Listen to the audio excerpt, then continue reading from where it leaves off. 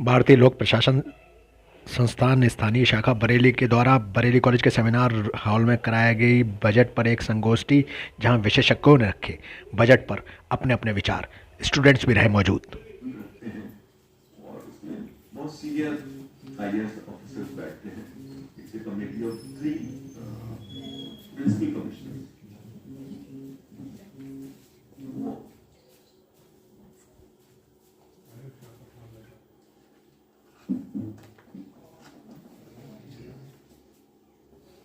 स्पष्ट प्रोविजन है कि यदि आपकी कोई भी प्रोसीडिंग्स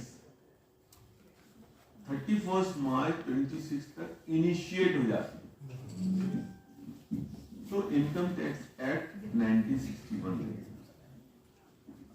और अगर प्रोसीडिंग्स 1 अप्रैल 26 या उसके बाद स्टार्ट होती हैं तो इनकम टैक्स एक्ट 2025 लगेगा। के पात्र हैं। और वैसे जहाँ से हमने शुरू किया था, अब अगर एंड में देखते हैं तो तबीयत खुश हो जाती है कि हमारा हॉल भरा हुआ है। अब हम जैसे राष्ट्रगीत के साथ शुरू किया था, राष्ट्रगान के साथ समाप्त करेंगे। भाग्य विधाता पंजाब सिंध गुजरात मराठा द्राविड़ उत्कल बंगा विंध्य हिमाचल यमुना गंगा उच्छल जलधि तरंगा।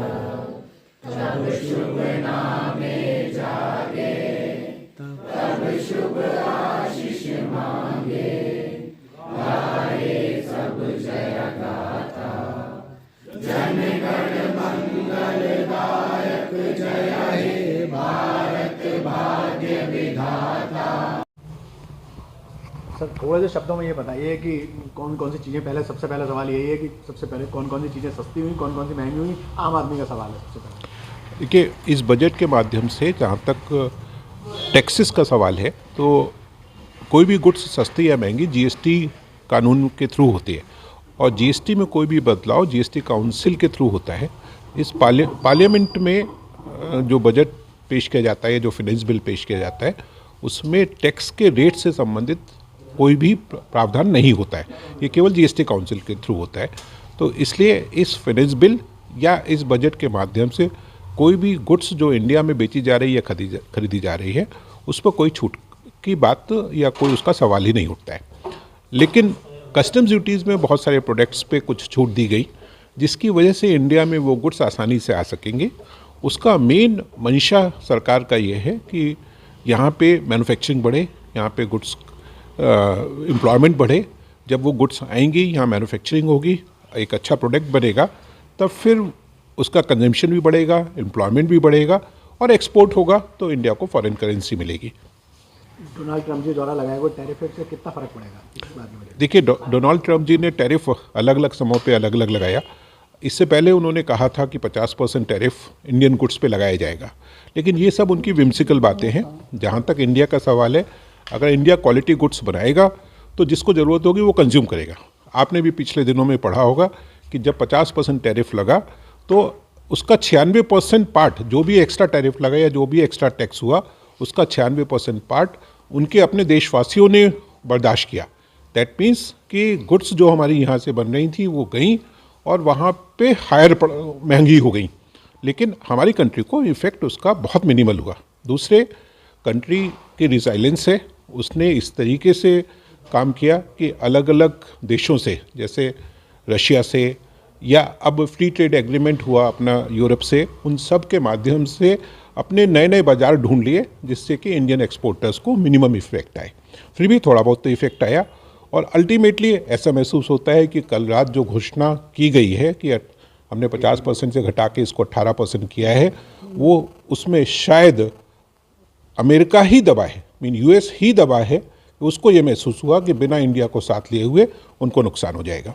सर एसटीटी क्या है, इसको कैसे डिफाइन करेंगे? एसटीटी वो टैक्स है जो शेयर्स के खरीदने और बेचने पे लगता है। स्टॉक एक्सचेंज में जितने भी शेयर्स खरीदे जाते हैं और बेचे जाते हैं उन पर टैक्स लगता है। दो तरीके की ट्रांजैक्शंस होती हैं। एक वो हैं जो शेयर्स को वास्तविक रूप से खरीदा बेचा जाता है, दूसरा वो होता है जो F&O है, फ्यूचर एंड ऑप्शंस है, जो एक तरीके से अगर हम हिंदी में बात करें तो वो सट्टा है।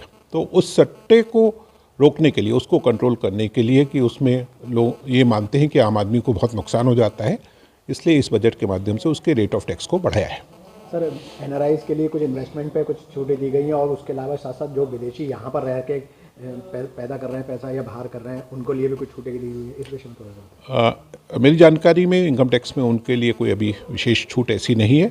जीएसटी में जैसा मैंने कहा कि कोई भी इस तरह की छूट नहीं है, लेकिन सरकार ये चाहती है कि एफडीआई और एफआईआई दोनों इंडिया में आए और उसके लिए कुछ छूट देने की सोच रही है। अभी कोई डायरेक्टली छूट दी गई है ऐसा मेरी जानकारी में नहीं है। सर आखिरी सवाल सर, इसमें शी लॉन्स पे विषय में बहुत कुछ कहा गया है, लेडीज़ के लिए बहुत सारी चीज़। जी जी, जो शी SHE जिसमें कि उसका पर्पज़ है कि वुमेंस हेल्प ग्रुप्स, मतलब जो हेल्प ग्रुप्स बने, बच्चियों के हेल्प ग्रुप्स बने, उनकी एजुकेशन बढ़े, उसके लिए कई प्राथमिकताएं दी हैं कि हर डिस्ट्रिक्ट में एक गर्ल्स हॉस्टल बनाया जाएगा, जिससे कि जो रूरल फॉक्स है, जो गांव देहात में रहने वाली बच्चियां हैं, वो शहर में आ सके, पढ़ाई कर सके, आगे बढ़े। इसी तरीके से उनके एजुकेशन के लिए आगे प्रोनाउंसमेंट है और उनको कुछ इस तरीके से एजुकेशन दी जाए कि वो सेल्फ हेल्प ग्रुप बन जाए, मतलब अपने आप कमा सकें, अपने आप इंडिपेंडेंट हो सके। जो हमारी आधी आबादी है वो इंडिपेंडेंट हो,